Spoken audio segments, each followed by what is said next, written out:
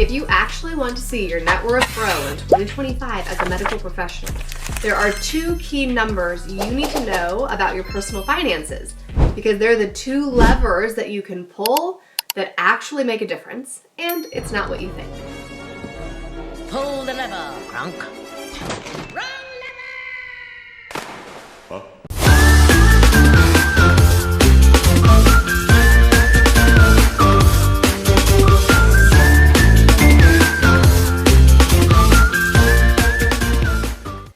In the world of personal finance, most people recognize that there's a few things you can do to move the needle financially. The issue is they're looking at the wrong things. You think the solution is to eat out less, or cancel subscriptions, or take budget vacations instead of staying at 5-star hotels, or stop shopping, or get rid of Amazon, but those aren't actually the needle movers. None of those will immediately translate into you having financial freedom or building wealth. The two levers to pull are income and investing rate. Now, I've got content elsewhere on how to maximize your income as a medical professional, so go watch that if that's the lever you want to pull. But I recommend you finish this video first, because what a lot of people do is go try to pull the income lever and then wonder why, even though they're earning more, they don't actually have any more to show for it. The reason is you're missing the second lever.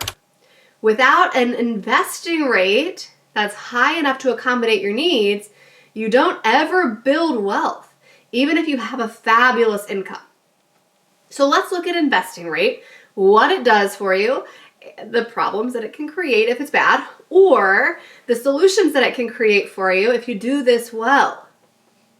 So let's use, for example, a 30-year-old medical professional earning $150K.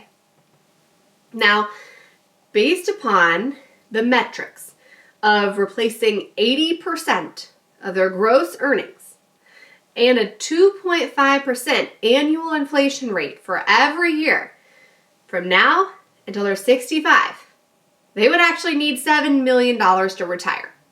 Now, the number might be a little high because it ignores Social Security, and some folks recommend replacing 70% of income rather than 80%. However, it's going to be bigger than $5 million, right? You're not going to get away with having $1 million invested in and have a comfortable retirement. That's not the reality, unfortunately. And so even if you're maybe not shooting for the full 7 million, you're shooting for multiple millions, that's for darn sure. Otherwise, you're going to end up reliant upon Social Security and facing a lot of lifestyle cuts in the future. So what does it look like for this medical professional if the only lever they pull is investing rate? They don't pull the income lever, they leave it alone, and in fact, they never get a raise, okay? Which would be horribly unfortunate, but it makes the math easy. Let's say they're investing 7%.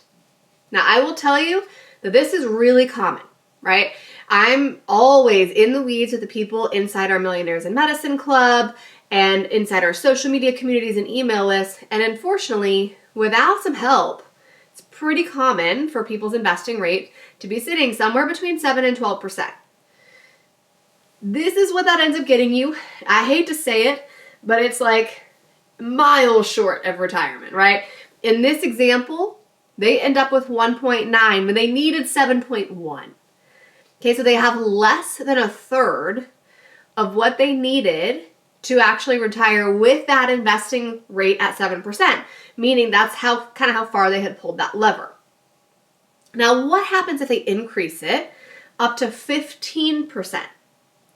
You can see there's still a big gap, but the numbers are getting closer together, right? They haven't quite cleared what they need to in order to be able to ensure that they can have that standard retirement at 65, but they've made some progress. Now, I will tell you as well, for easy math, I made this person hit 30 years old with $0 invested. So this is when they're starting, is right now when they're 30. If they had started when they were 20, investing 15% probably would have cleared the goal. That's the nature of starting late. And that's the unfortunate reality that a lot of medical professionals are in, just because of the nature of how long we're in undergrad, graduate school, it takes forever to get licensed, credentialed, to actually work and get a paycheck, right? And so then by the time you actually start collecting money, we're super late to the investing game. If though you were somebody that was an early bird and you were investing at 20 years old, your numbers would probably look way different with a lever pulled to 15%. What if we pull that all the way up to 25% of gross income being invested every single year? Well, they're pretty darn close, right? The numbers don't exactly match up, but you can see 6.9 compared to 7.1. Man, they're right there. Now, you might look at this and go, what the heck, Kristen? A lot of times I hear you say on YouTube content or elsewhere, 20% of income invested is the floor, right? That's what I should be shooting for. Well, that's true, but it depends on your starting age. If you start at 28, 27, you can probably get away with 20%. If you start at 30, you hit 30 with zero invested, that becomes less and less true. The older that you are when you start, the more you actually have to contribute to make up for the big number at the end, because the less time your money actually has to earn money for you. It sucks, but that's just the nature of the math. Now, we get to some really cool things. Once we clear out of the red zone, we get to the green, and we start seeing how this person can pull the lever of becoming a rapid accumulator of wealth. What happens if they increase that investing rate up to 35%? Well, now they've cleared the goal, right? They're actually almost projected to be deca millionaires when they retire, which is freaking awesome. But they'll have options, right? Maybe they reduce hours a little bit later in their profession and back off some investing. Maybe they retire a little bit early. Maybe they give a ton charitably or leave a lot to their kids. There's a lot of different options you can take when you put yourself in this position where you've pulled that lever all the way up to 35%.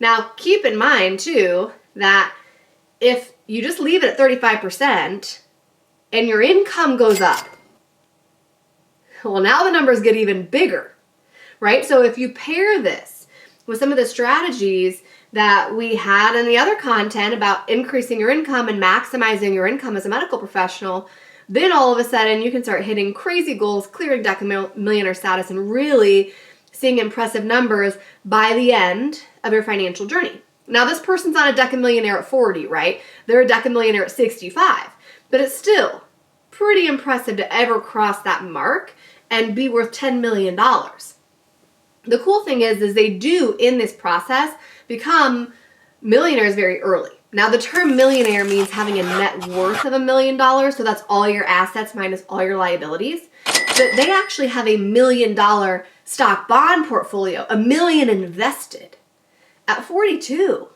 which is crazy cool and honestly way above any kind of national average. So this person will honestly end up really quite wealthy. All they didn't change income. They didn't go get a job that paid $500,000 a year. All they did was find a way to increase that lever up to 35%. Now, I'll tell you, we've had a lot of clients hit 35%. So that's very doable, and you don't have to do a lot of like crazy life-altering things to hit 35%. You just have to get really intentional about the big overhead. Now, the last one I'm just showing, don't freak out, you don't have to do it, is an investing rate of 50%.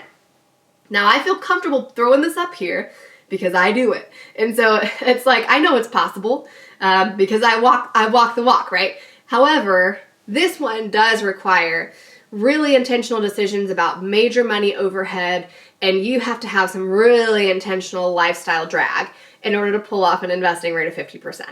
However, tons of people do it, right? If you just go out and Google financial independence retire early community, and you'll see endless blogs about people investing 50% of their income or even more. But you are making intentional choices here, right? Like, you're not going out and buying the latest house or honestly like a super nice house in a super nice neighborhood. You're not going out and buying a brand new car. You really are being very intentional with money choices. Maybe you're house hacking, something like that to get your overhead way low so that you can actually arrange for this level of investing rate. But the results, freaking cool, okay? So this person ends up with $13 million invested at 65. Incredible, incredible. Way past any kind of standard retirement goal, of course, right? So you can do anything you want at this age. Like, maybe this person retires at 50, maybe they go part-time at 45. Like, they have so many options because they've built such a portfolio so early in the game.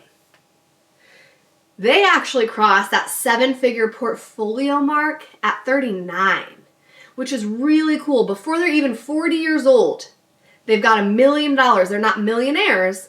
Maybe they are, but even honestly cooler than that. They have $1 million invested. Okay, that's a huge milestone, and you can achieve it a couple of different ways, right? You can achieve it by having a relatively low investing rate and an income of $1 million. Or you can achieve it by pulling your investing rate lever to 35, 40, 45, 50%, and simultaneously just maximizing your income. It doesn't have to be $1 million a year income, right? All it has to be is a strong income as a non-physician medical professional.